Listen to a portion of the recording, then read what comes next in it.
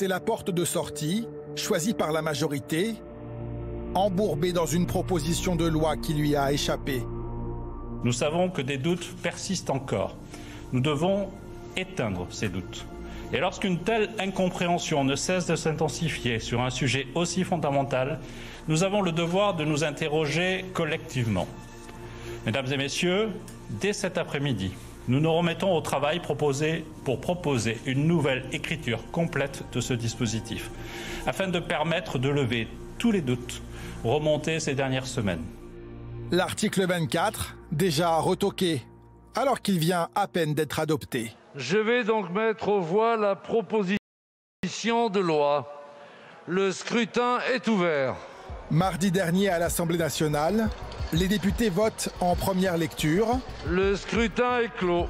En faveur de la proposition de loi relative à la sécurité globale. Voici le résultat du scrutin. Votant 558, pour 388, contre 104. La séance est suspendue.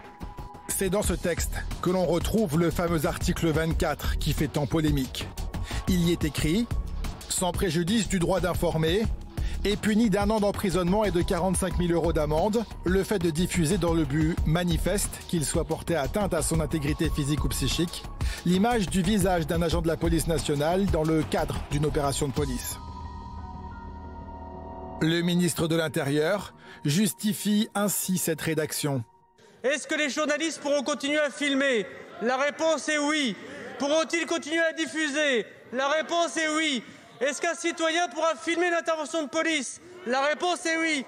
Pourra-t-il le dénoncer au procureur de la République? La réponse est oui. Mais pourra-t-on désormais faire des appels au viol sur des policières? Pourra-t-on faire des appels au meurtre sur des policiers? Pourra-t-on demander que leurs femmes, leurs enfants, eux-mêmes, lorsqu'ils sont au supermarché ou lorsqu'ils rentrent chez eux, comme ces policiers de Magnanville, qui ont été égorgés, madame la députée, devant leur enfant de 6 ans parce qu'on les a reconnus, alors non, et tant mieux que l'article 24 soit adopté. Dès le début de l'examen du texte, les syndicats de journalistes dénonçaient une dérive. L'état de droit qu'on connaît, la démocratie en France, la République, par ces textes sont mis en danger. Donc nous, on en appelle au Premier ministre pour qu'il rétablisse enfin les choses et qu'il dise à son ministre d'arrêter. Ce n'est plus possible. Une colère amplifiée par 2 événements qui sont venus percuter le débat dans l'hémicycle la semaine dernière. Les images de l'évacuation violente d'un camp de migrants installé place de la République à Paris. Il y a quelqu'un à l'intérieur. La publication ensuite des images de vidéosurveillance montrant des policiers frappant Michel Zecler dans le 17e arrondissement. Si on n'avait pas ces vidéos et si, sans aucune prétention, j'avais peut-être pas agi comme j'ai pu agir, malheureusement, mon client serait peut-être en mandat de dépôt aujourd'hui.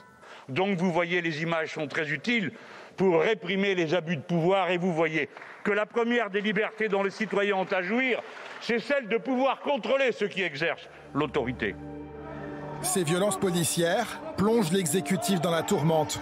L'arrestation de Michel Zecler a été qualifiée d'agression inacceptable, de honte par le chef de l'État, Emmanuel Macron, qui a dû remettre de l'ordre dans sa majorité fracturée par l'article 24.